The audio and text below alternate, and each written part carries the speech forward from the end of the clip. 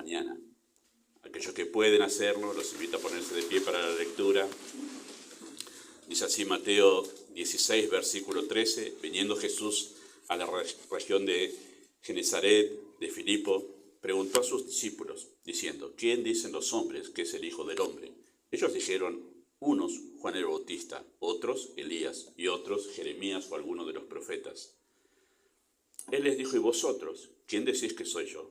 Respondiendo Simón Pedro, dijo, tú eres el Cristo, el Hijo del Dios viviente. Entonces respondió Jesús, bienaventurado eres Simón, hijo de Jonás, porque no te lo reveló carne ni sangre, sino mi Padre que está en los cielos. Y yo también te digo que tú eres Pedro, y sobre esta roca edificaré mi iglesia, y las puertas del Hades no prevalecerán contra ella. Y a ti te daré las llaves del reino de los cielos, y todo lo que atares en la tierra será atado en los cielos, y todo lo que desatares en la tierra será desatado en los cielos. Entonces mandó a sus discípulos que a nadie dijesen que él era Jesús el Cristo. Desde entonces, y ese es el punto que une lo que acabamos de leer con lo que sigue, desde entonces, desde ese momento que pasó esa situación y la confesión de Pedro, comenzó Jesús a declarar a sus discípulos que le era necesario ir a Jerusalén, padecer mucho de los ancianos, de los principales sacerdotes y de los escribas, y ser muerto y resucitar al tercer día. Entonces Pedro, tomándole aparte, comenzó a reconvenirle, diciendo, Señor, ten compasión de ti, en ninguna manera esto te acontezca. Pero él, volviéndose, dijo a Pedro, quítate de delante de mí, Satanás, me eres tropiezo, porque no pones la mira en las cosas de Dios, sino en las de los hombres. Entonces Jesús dijo a sus discípulos, si alguno quiere venir en pos de mí, niéguese a sí mismo, tome su cruz y sígame.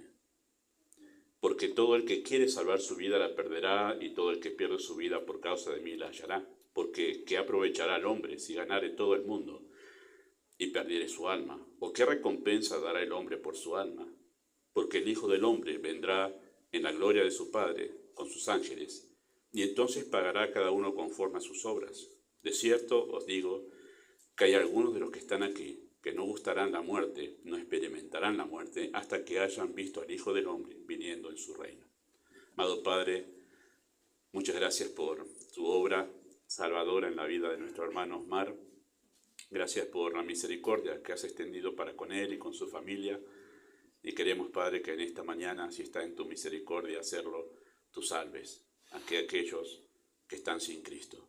Que tú despiertes la vida dentro de sus corazones y ellos puedan ver lo que Osmar pudo ver. Ver a Cristo, acudir a Él en arrepentimiento y experimentar esa paz del perdón de los pecados. Así que pedimos que tú obres en nombre de Jesús. Amén. Muy bien, pueden tomar asiento. Muchas gracias. Si usted ha leído los Evangelios, seguramente lo que voy a decir le resultará algo muy natural. Pero encontramos en los Evangelios, y también en el libro de los Hechos, pero más en los Evangelios, lo que es la predicación justamente del Evangelio durante el durante el ministerio de Cristo, ¿verdad?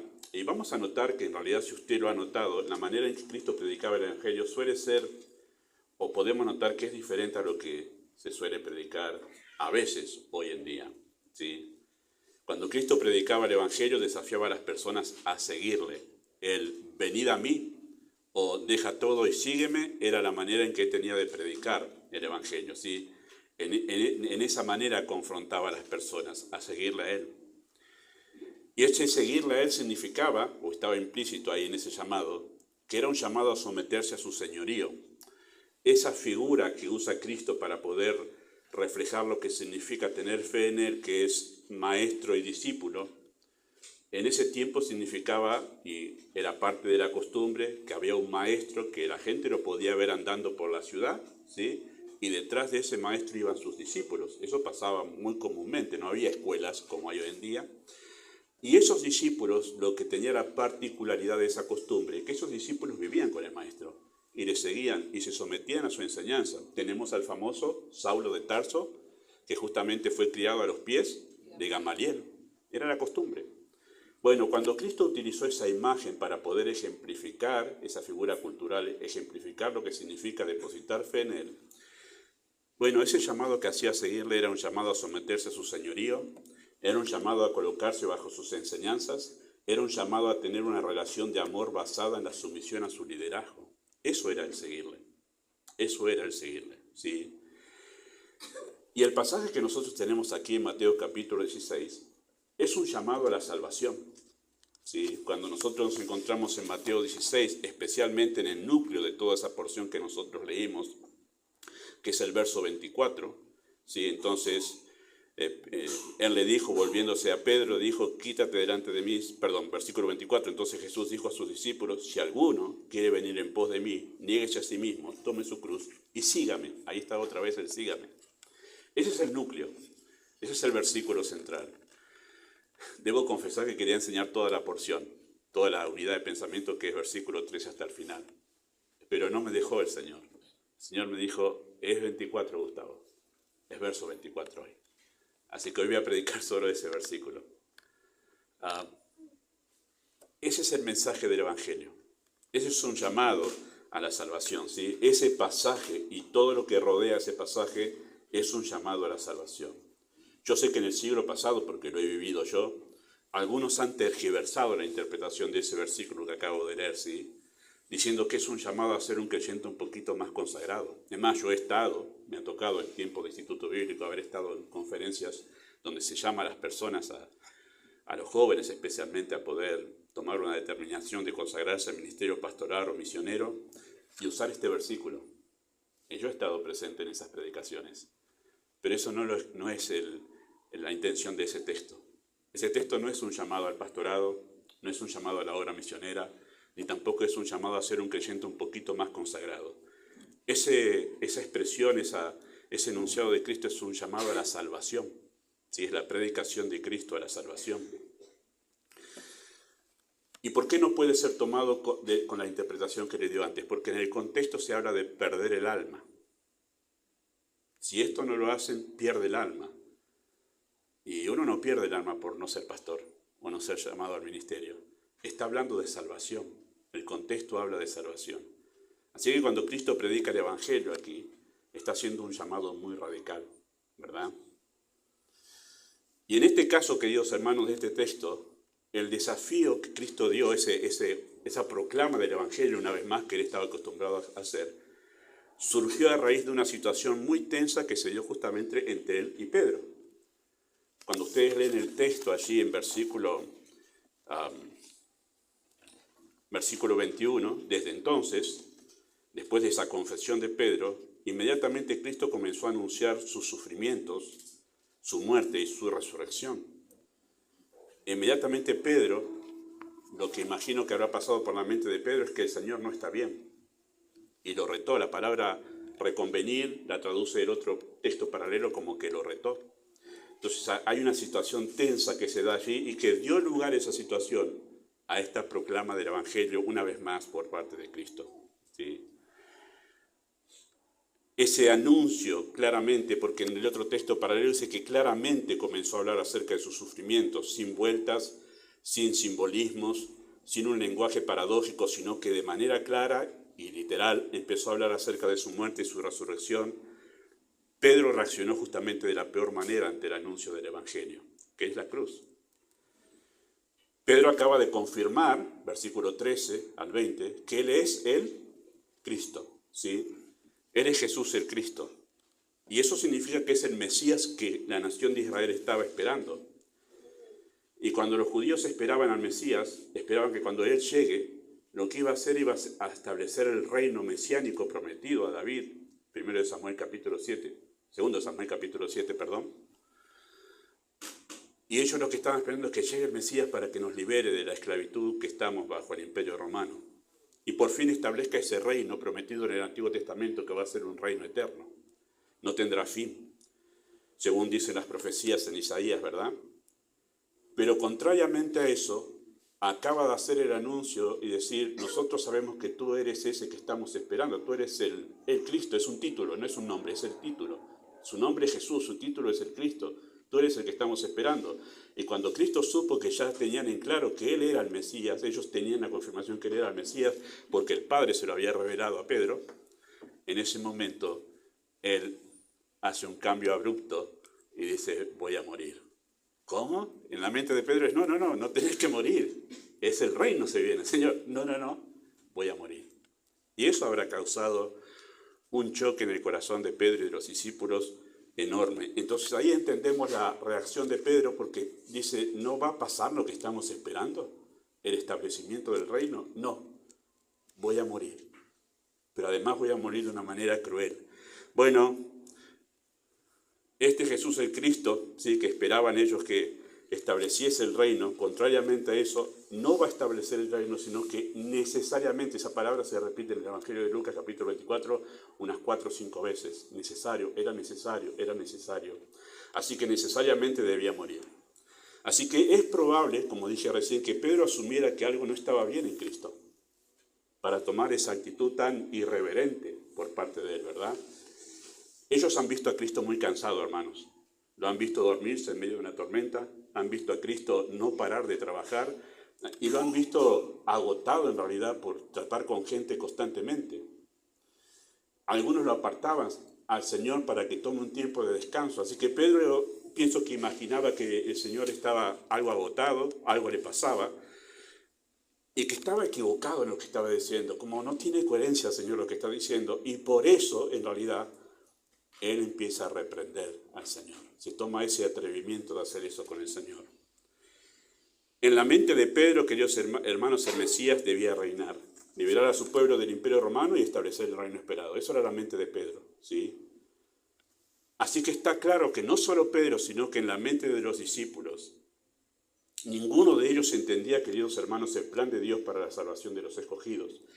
Y no es porque no haya sido revelado en el Antiguo Testamento, sino porque no lo habían comprendido de esa manera. En el Antiguo Testamento se habla claramente acerca de Cristo muriendo, el Cristo muriendo, ¿sí?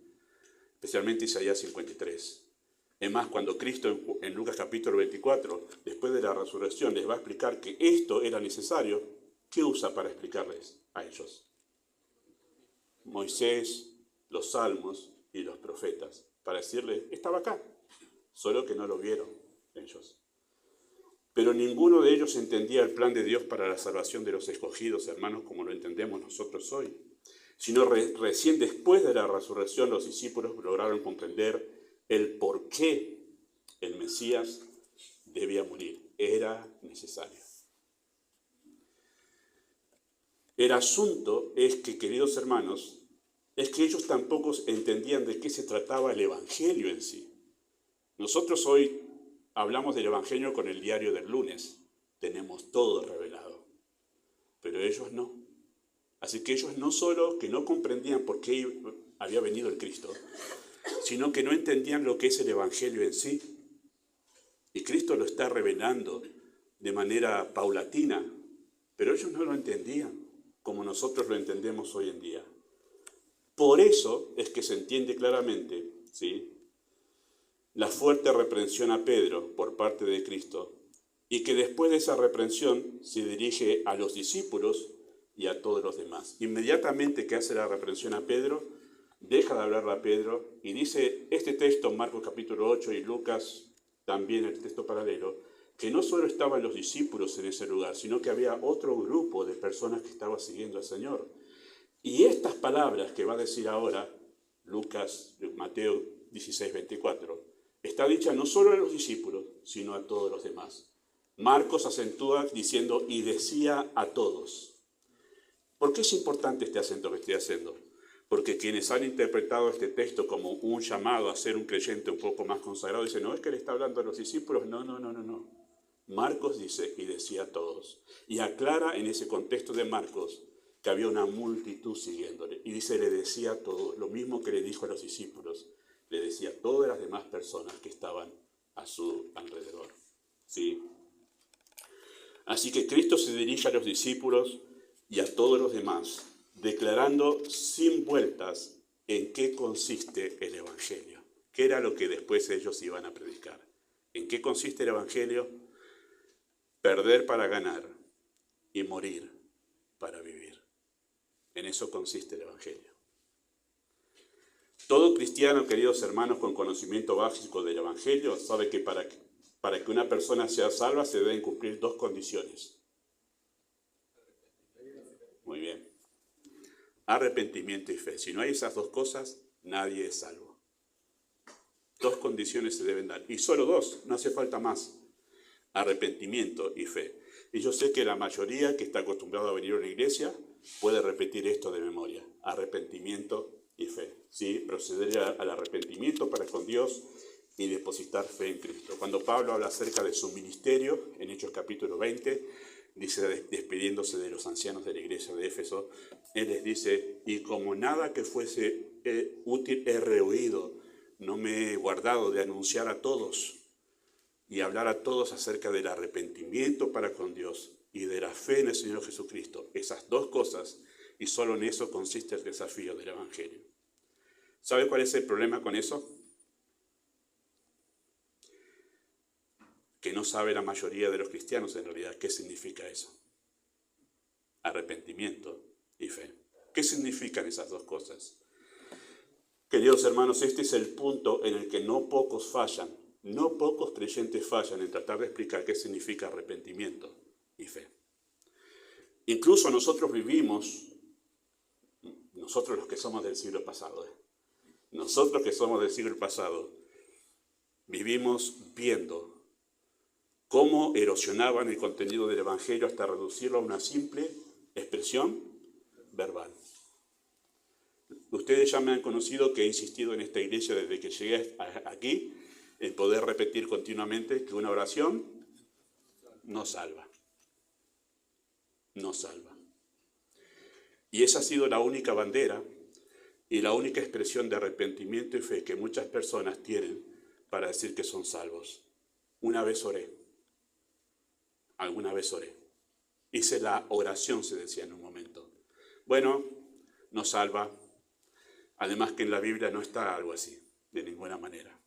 Pero para muchos, justamente eso, para no pocos, arrepentimiento y fe simplemente consistía solo en decir que uno se arrepiente de todos los pecados de su vida y que invita a Cristo a entrar en su corazón, ¿no? El evangelismo que a mí me enseñaron en el año 90, cuando empezaba a trabajar en la iglesia y evangelizar, los cursos que se me daban, era hacer esta invitación a las personas. Finalmente, después de hablarles acerca de lo que implicaba la muerte de Cristo y de la necesidad de arrepentimiento, entonces el desafío consistía en decirle a la persona: repetí conmigo, Señor, me arrepiento de todos los pecados de mi vida y te invito a entrar a mi corazón. Bueno, no lo hago en forma de burla, hermanos. Yo caí en ese engaño y otras personas caen en ese engaño porque creen en lo que sus maestros le dicen. Así que no me estoy burlando, ¿sí? Pero sí quiero decir claramente que eso no es el Evangelio, ni tampoco ese es el desafío del Evangelio. Repetir que yo me arrepiento de todos los pecados de mi vida y entonces le invito a Cristo a entrar a mi corazón, no está en la Biblia tampoco. Muchos se basan en Juan capítulo 1, versículo 12, para hablar de que tenemos que invitar a Cristo al corazón. Bueno, como ha publicado un pastor que quiero mucho y que conozco, ha publicado en sus redes, dice: la Biblia no enseña que invites a Cristo a entrar a tu corazón. Cristo te da un corazón nuevo. Entonces nosotros debemos entender que quizá la gran mayoría de los cristianos no sabe lo que es fe y arrepentimiento, ¿sí? Hay un problema muy serio con eso, ¿sí?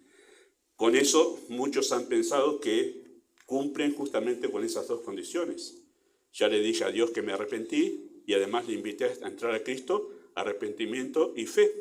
Y asumen eso. Ya está, me arrepentí, creí. Porque asumen en realidad muchos que fe es yo sentir una gran confianza hacia eso que me están diciendo. Entonces ven la fe como un sentimiento positivo, de fuerza, intención buena hacia Dios, lo que sea, llámelo como sea, pero eso no es fe. Y eso no es fe que salva. Queridos hermanos, cuando vamos a la Biblia, nos damos cuenta que fe y arrepentimiento se trata de un cambio radical que podemos expresar nosotros de esta manera, a la luz de lo que enseña el texto. Y este es el tema de esta mañana. Toda persona, para ser salvada, debe estar dispuesta a perder para ganar y morir para vivir. Eso es muy diferente que hacerle repetir una oración, ¿verdad? Es muy diferente, es radical, hermanos.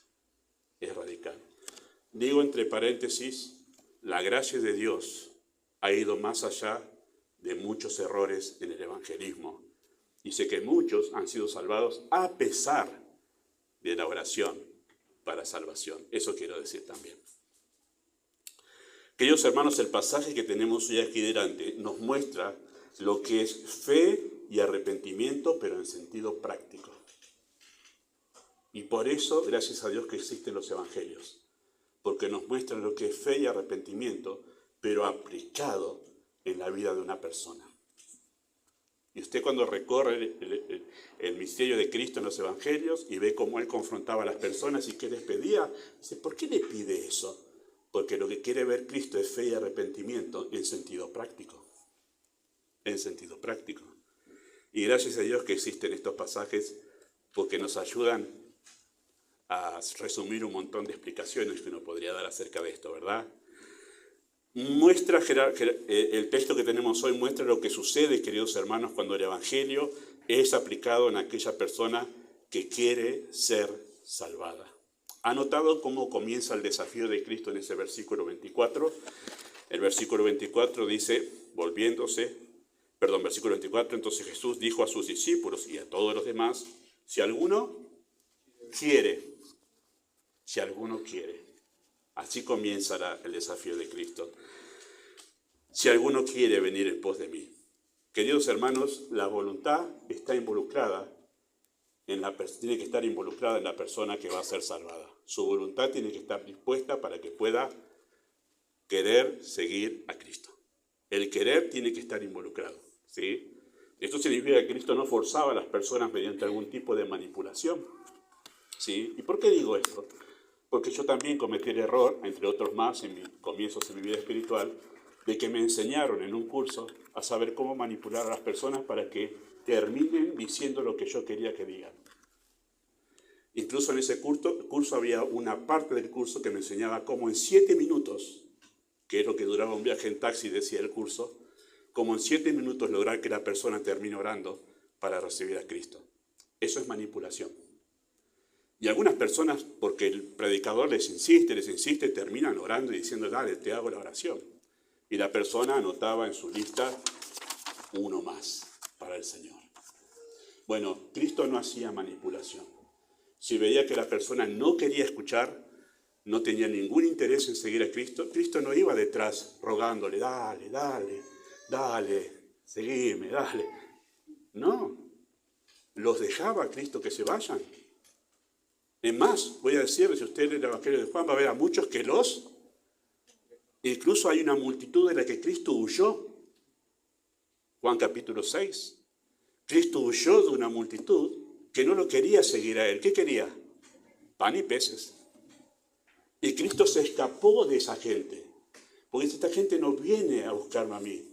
Quiere el pan y los peces.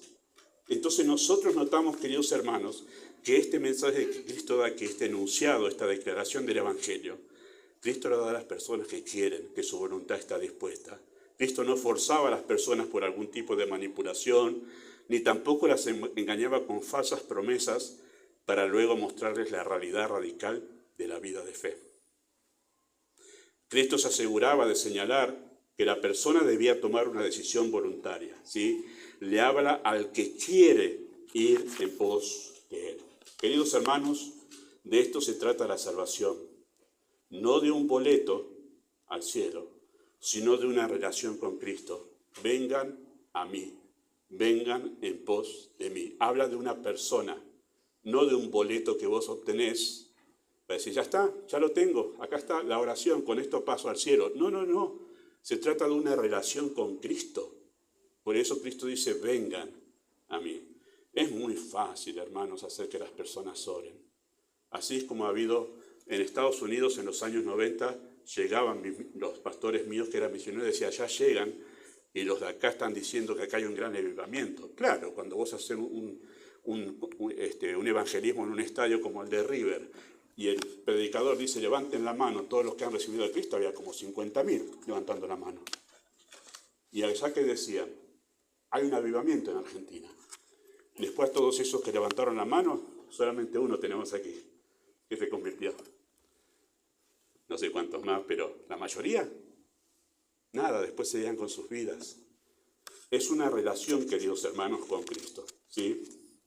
Donde Él se vuelve, ¿qué tipo de relación? Bueno, Él se vuelve el Señor de mi vida. Si Cristo no se ha vuelto Señor de tu vida, tú no eres salvo.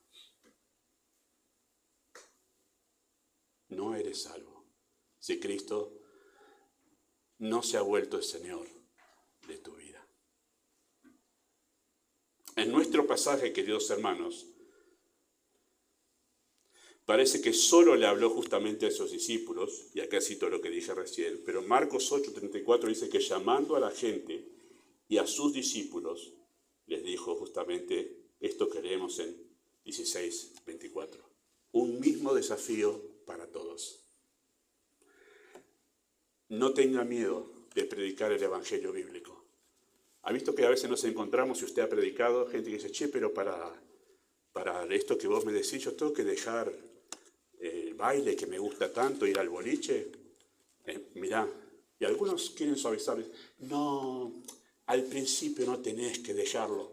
No te digo solo el baile. Vos tenés que dejar tu vida si querés ser salvo. No solo eso, tu vida. Y esto lo dice el mensaje de Cristo aquí. Y no tengamos miedo de decirle eso a la gente. Porque decirle algo menos que eso es garantizar su entrada al infierno, hermanos. Es engañarlos. Así que tengamos cuidado con suavizar el evangelio, porque tenemos miedo que la persona diga, es mucho para la persona. Claro que es mucho. El evangelio no está al alcance de la capacidad humana. ¿Quién puede lograr que una persona haga esto? Un poder sobrenatural. Y en eso es el que confiamos. En ese poder confiamos, por eso predicamos un evangelio poderoso que pueda hacer este cambio radical en las personas. Queridos hermanos, la cristiandad posmoderna se ha convencido, ¿sí?, que pueden ser salvos sin tener un compromiso sacrificial por Cristo, ¿sí? Abunda, yo ya he dicho esto varias veces desde este púlpito, en la iglesia hay un campo misionero enorme, hermanos. Dentro de las iglesias, no solo la nuestra, sino en las iglesias de la cristiandad posmoderna hay un campo misionero enorme. Nosotros tenemos aquí en nuestra iglesia varios que se han convertido y que han dado testimonio que habían ido a la iglesia de chiquitos pensando que eran salvos y después se dieron cuenta que no. Los tenemos y los hay. Por eso es que no me canso de predicar el evangelio mientras estoy predicando, mientras estoy enseñando. Porque sé que aquí mismo puede haber personas que piensan que son salvas y no lo son. Y no lo son. Y piensan que son salvas sin tener un compromiso con Cristo. Este compromiso de que Él es nuestro Señor. Queridos hermanos, hay personas que profesan ser creyentes convencidas de que pueden ser salvos y seguir con la misma vida o tener un compromiso a medias. Bueno, eso no enseña el Evangelio. No hay dos evangelios, queridos hermanos. El desafío es uno solo, por eso Cristo le dijo a los discípulos y a todos los que estaban lo mismo, el mismo mensaje a ellos. Para poder ser salvos, queridos hermanos, necesitamos cumplir con dos condiciones, que nuestro texto presenta de manera diferente a lo que nosotros lo dijimos, ¿verdad? ¿Cuáles son esas dos condiciones? Arrepentimiento y fe. Bueno, estas dos cosas están acá, pero con otras palabras, en sentido práctico. Las dos cosas, ¿sí? Mostrando lo que en realidad significa e implican el arrepentimiento y la fe. Si alguno quiere venir en pos de mí, Cristo dice que dos cosas deben pasar. Primero debe negarse a sí mismo. Negarse a sí mismo. Queridos hermanos, la negación de uno mismo no es autodesprecio. ¿Qué está diciendo ahí? Negarse, que debo despreciarme a mí. No es esa autonegación, sino es la renuncia al yo como la autoridad final de mi vida. Alguien puede decir, soy creyente, soy salvo, pero no quiere que la Escritura gobierne su vida, porque el gobierno de Dios en nuestra vida es a través de su palabra, su ley, su palabra. Y hay personas que profesan creer en Cristo, pero desechan la Escritura, desechan la Biblia. Dicen, no, yo me manejo en mi vida con lo que yo creo que está bien. La Biblia está bien para algunas cosas de moral, pero yo me manejo como yo quiero. Bueno, entonces no te has negado a ti. Todavía tú sigues siendo tu Señor. Tú sigues siendo dueño de tu vida. Todavía tú gobiernas en el trono de tu corazón. Cristo no es tu Señor. Y cuando habla de esta negación, habla de eso, Yo renuncio a ser yo la autoridad de mi vida y ahora mi vida es toda del Señor. Me niego a mí, me niego a yo seguir manejando mi vida a mi manera. Esa es la autonegación a la que Cristo se está refiriendo aquí. Y de esto se trata, queridos hermanos, el arrepentimiento que mencionaba Osmar justamente en sus testimonios. ¿Sí? Esto es el arrepentimiento del Evangelio, de una determinación de dejar de vivir siguiendo el deseo de mi propio corazón, de dejar de vivir siguiendo la voluntad de la carne y de los pensamientos, como dice Efesios 2, dejar de seguir la corriente de este mundo y ceder el control de mi vida a la autoridad de la Escritura. Eso es arrepentimiento, ¿sí? Negarse a uno mismo. Y la otra cosa que contiene el texto es la segunda condición. Niéguese a sí mismo y tome su cruz. Y yo añado cada día, porque en el Evangelio de Lucas añade cada día. En la versión que él pone de haber escuchado este mensaje no una sola vez, sino que Cristo dijo esto muchas veces. Los evangelistas lo recogen en un momento en su estructura del Evangelio, pero Cristo enseñó esto muchas veces. Y Lucas, seguramente una de esas veces que lo escuchó que Cristo dijo, tome su cruz cada día. ¿Sí? Queridos hermanos, en el Imperio Romano la cruz era pena capital, pena de muerte. Pero para Cristo la cruz significaba el costo de someterse a la voluntad de Dios. Según Filipenses 2, la cruz es la muestra más alta de obediencia en amor. ¿Qué dice Filipenses 2? Fue obediente hasta la muerte y añade, y muerte de cruz. Su obediencia fue una obediencia extraordinaria. Estuvo dispuesto a mantener su obediencia al Padre, aunque eso le costase su vida. Eso es tomar la cruz. Es la disposición a obedecer a Dios, aunque eso me cueste la vida. Eso es tomar la cruz. Así que la cruz para Cristo, queridos hermanos, resultó ser la manera de mostrar el profundo amor que él tenía para su Padre, ya que como Pedro dice, fue entregado por determinado consejo y anticipado conocimiento de Dios. ¿Quién entregó a Cristo en la cruz? Sí, en la historia humana fue los religiosos de su pueblo. Fue clavado por el Imperio Romano. Pero en realidad, en la eternidad y desde el lado divino, fue el Padre entregando al Hijo. Y el Hijo no era ajeno a esta decisión del Padre. En Salmo 40, Cristo habla con su Padre en la eternidad y le dice, he aquí que vengo a hacer tu voluntad. Pero te cuesta la vida. Yo estoy dispuesto a morir por obedecer a papá. Por eso, queridos hermanos, es que Cristo reaccionó como reaccionó ante la reprensión de Pedro, porque esto se trataba del amor a Dios. Y cuando se trata del amor a Dios, es una cuestión radical. Cuando se trata del amor a Dios, es una cuestión radical, y por eso reaccionó como reaccionó Cristo. Queridos hermanos, esta no fue la única vez que Pedro intentó detener a Cristo de ir a la cruz. ¿Se acuerdan cuándo fue la otra vez? Cuando estaba siendo arrestado y Pedro saca su espada e intenta detener que se lo lleven arrestados para ser muerto, crucificado y muerto. ¿Y qué le dijo Cristo? Primero le dije, mete tu espada en su vaina. Dijo, la copa que el Padre me dio, ¿no la he de beber? La confianza que tenía Cristo en la voluntad de su Padre, aunque esa voluntad era terrible desde el ojo humano. Se van a burlar de mí. Voy a sufrir por parte de los sacerdotes y religiosos y el pueblo de Israel y los romanos. Esa es la voluntad que el Padre trazó para mí, pero confío que está bien. El amor que tenía para con el Padre no le hizo dudar en ningún momento que su voluntad era perfecta. Por eso dijo, ¿no la voy a beber? Sí, la voy a beber, si lo que hace el Padre siempre es con amor. Así que, queridos hermanos, tomar la fe significa fe. Negarse a uno mismo significa arrepentimiento. Tomar la cruz significa fe.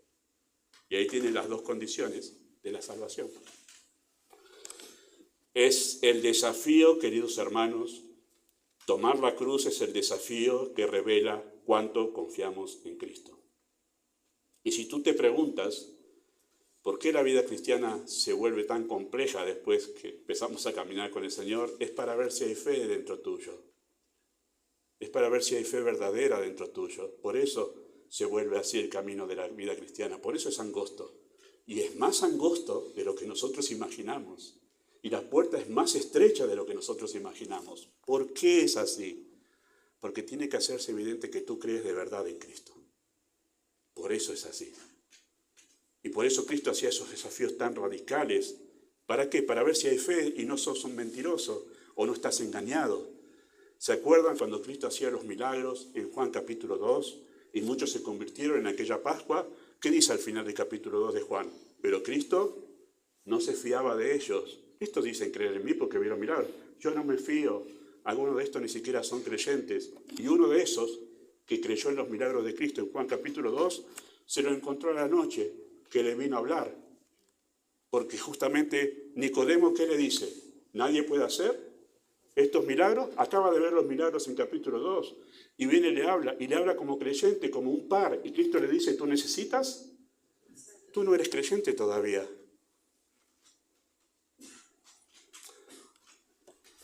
La vida de fe recién se prueba cuando a vos te complica la vida, hermanos. Recién ahí se ve si tú eres verdaderamente un creyente. Esa es la cruz aquí. Es la fe. ¿Hasta dónde estoy yo confiando en el Señor? O si verdaderamente confío en el Señor. Demuestra hasta qué punto estás dispuesto a seguir a Cristo, porque ese es el llamado de Cristo. Sígueme, sígueme. Pero ¿hasta qué punto estás dispuesto a seguirle? Y es ahí donde se hace verdadera fe. ¿Sabe hasta dónde sigue la verdadera fe a Cristo? Hasta la muerte. Si tú no estás dispuesto a seguir a Cristo en obediencia a Él, aunque te cueste la vida, tú no eres salvo. Pastor, usted parece un juez. La Escritura te dice esto, la Escritura es el juez. Por eso digo, estoy predicando la Escritura, no mi pensamiento. La Escritura es tu juez. Y la Escritura juzga tu vida. Y la Escritura juzga si tú eres un verdadero creyente o no. Entonces, si tú te sientes juzgado por lo que estoy diciendo, revisa la Biblia si está diciendo lo que yo te estoy diciendo ahora. Y si este juicio está en contra tuyo, ven a Cristo en arrepentimiento y fe verdadero. Ven a Cristo a ser salvo verdaderamente. Queridos hermanos, recién ahí, cuando estas dos condiciones se cumplen, recién ahí me niego y tomo la cruz, arrepentimiento y fe, recién ahí es que puedo seguirle. ¿Han notado el texto, la estructura gramatical que tiene? Dice, una vez más, si alguno quiere venir en pos de mí, sígame, listo. No, dos cosas hay en el medio. Niéguese, tome su cruz y recién ahí va a poder seguir. ¿Por qué? Porque aunque usted diga yo puedo, si usted no se niega, usted no toma la cruz, nunca va a poder seguir a Cristo. Lo dijo también Osmar, separados de mí, y para poder estar con Él necesito negarme y tomar la cruz. Fe y arrepentimiento, arrepentimiento, fe. Y recién ahí comienzo a seguir a Cristo. Queridos hermanos, Cristo rechazará, tiempo futuro, a toda persona que no estuvo dispuesta a negarse a sí misma y tomar su cruz. En el mismo contexto, pero en el Evangelio de Lucas, ¿sí? El mismo contexto del mismo mensaje, Cristo dijo esto, porque el que se avergonzare de mí y de mis palabras, de éste se avergonzará el Hijo del Hombre cuando venga en su gloria, y en la gloria del Padre y en la de los santos ángeles. Muchos van a profesar, muchos profesan ser creyentes, pero no están dispuestos a seguir a Cristo, sino que se avergüenzan. Bueno, de ellos se avergonzará el Hijo del Hombre. ¿Qué quiere decir avergonzarse? Bueno, quiere decir que los va a rechazar. ¿Puedo decir que sos mío? No, yo no te reconozco aquí en el cielo como mío. Eso sucederá. Queridos hermanos, Cristo nunca redujo las exigencias que implican la fe y el arrepentimiento a fin de ganar más personas, que eso fue lo que pasó en el siglo pasado. Esto es mucho para las personas, vamos a hacerlo más suave. No negación y no tomar la cruz. Esto es mucho para la gente. Claro que es mucho. Claro que es mucho. Pero la salvación no depende de la capacidad de las personas, sino de la obra del Espíritu para llevarlos a hacer esto. Pero nunca hizo eso Cristo, nunca redujo las exigencias de lo que implican la fe y el arrepentimiento. ¿Se acuerdan del joven rico? Es muy radical lo que Cristo le dijo al joven rico, pero no se lo dijo a todos los ricos eso, ¿verdad? No se lo dijo a todos los ricos. Es más, se encontró con Zaqueo, que era un hombre rico, pero él no le dijo que deje todas sus posesiones. ¿Por qué sí al joven rico? Porque él amaba sus riquezas. Ese era su Dios. Y por eso el desafío siempre apuntaba a aquello que estaba ocupando el trono en el corazón de la persona. Y al joven rico, que no estaba dispuesto a negarse a sí mismo, lo dejó irse triste. Y Cristo no fue corriendo detrás de él. No, pará, yo exageré un poco. No, se fue triste y lo dejó, porque no lo iba a engañar con una falsa salvación. Quizá te parece un costo muy alto el de este desafío, pero tu perspectiva puede cambiar cuando consideras que la pérdida por rechazar este desafío es mucho más alta de lo que implica aceptarlo. ¿Qué dice Cristo en versículo 25 al 27? Porque todo aquel que quiere salvar su vida, la perderá. Que dice, no, yo no quiero para Cristo, quiero mi vida para mí. Bueno, la perderá.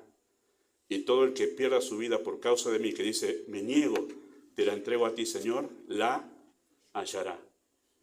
Porque, ¿qué aprovechará el hombre si ganare todo el mundo y perdiere su alma?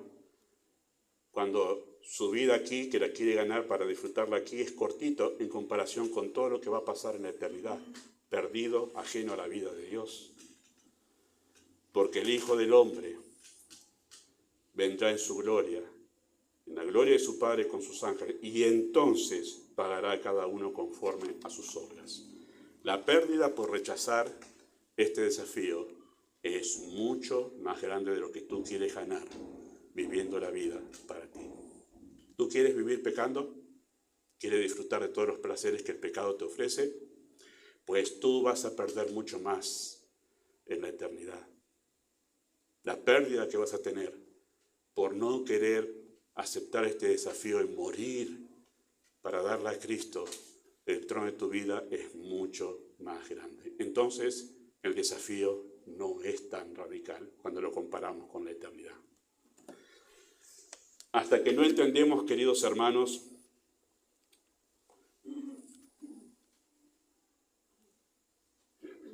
la gente ha inventado una salvación que nos salva para poder calmar su conciencia, hermanos. Yo me siento salvo igual, aunque no hago eso que dice esto. Bueno, la gente inventa una salvación para sentirse calmado, ¿eh? Eso está lleno en nuestras iglesias. Yo no soy así de radical, pero bueno, voy a la iglesia, canto, no, soy fiel a la iglesia, siempre voy. ¿Sabe cuántas personas pasan su vida estando en la iglesia y no son salvos? Y no son salvos. Es una de las tristezas del pastor, que siempre me la paso pensando, oh, qué tristeza, llegar a la eternidad, haber estado toda la vida en su iglesia, es como Judas, haber besado la puerta del cielo y terminar en el infierno. Pero la gente inventa una salvación que le queda cómoda. Compromiso, no, pero yo igual sé que soy salvo aunque no estoy tan comprometido. No te confíes. No te confíes en eso. Y siempre recuerdo a aquel pastor que me dijo, yo sigo orando por la salvación de mis hijos, que incluso están casados e incluso van a la iglesia. Pero yo no los veo leer su Biblia ni ser tan apasionados por la Escritura como una persona que es verdaderamente salva. Y dijo, sigo orando por la salvación de mis hijos, que van a la iglesia, que cantan en la iglesia, que tocan en la iglesia música. Pero no los veo tener la pasión por las Escrituras como eso que dice Pedro, como un bebé recién nacido que llora por comer. Y yo sigo orando por la salvación de mis hijos. Lo cierto es que no pocos irán a la condenación creyendo con toda sinceridad que son salvos. Y eso será una gran tristeza. Una salvación que verdaderamente salva, hermanos, te salva primeramente de ti mismo. Antes de salvarte del infierno, te salva de ti mismo. Esa es la verdadera salvación que te salva. La que te hace y te lleva a decir, Señor, basta de mí. Basta de mí. Estoy cansado de mí. Estoy cansado de ser el centro del universo. Basta de mí, Señor. Toma mi vida y haz algo mejor con ella. ¿Qué? Renuévala. Haz una vida diferente. Estoy cansado de mí, Señor. Tómalo, tú sabes qué hacer. Yo ya no sé qué hacer con mi vida. Hasta que no entendamos que lo que nos lleva a la perdición está dentro nuestro, no comprenderemos la necesidad de negarnos a nosotros mismos. Y hasta que no entendamos lo maravilloso que es Cristo, no estaremos dispuestos a tomar la cruz. Decir, Señor, te sigo aunque me cueste la vida, hasta que no entendamos lo maravilloso que es. La salvación, queridos hermanos, no se trata de las bendiciones que puedo recibir de Dios, sino de lo grandioso que es este Salvador, que estoy dispuesto a seguirle, aunque eso me cueste la vida. El mundo, gobernado por Satanás, te insta a vivir para ti mismo. Pero el Evangelio de la gracia de Dios te ofrece algo muchísimo mejor. Vive para Cristo. La salvación, entonces, consiste en perder para ganar y morir para vivir. Amado Dios,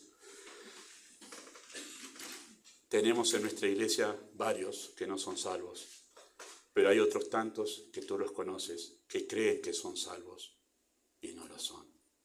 Todavía viven para sí, todavía son el centro de sus propias vidas, todavía están en el trono creyendo que pueden manejar su vida mejor que tú. Y pedimos que tu gracia haga esto, despierte esa vida, los traigas de la muerte, y puedan ver a Cristo, lo maravilloso que es Cristo, y puedan decir, basta de mí, ahora te sigo a ti. Pedimos esto en el nombre de Jesús.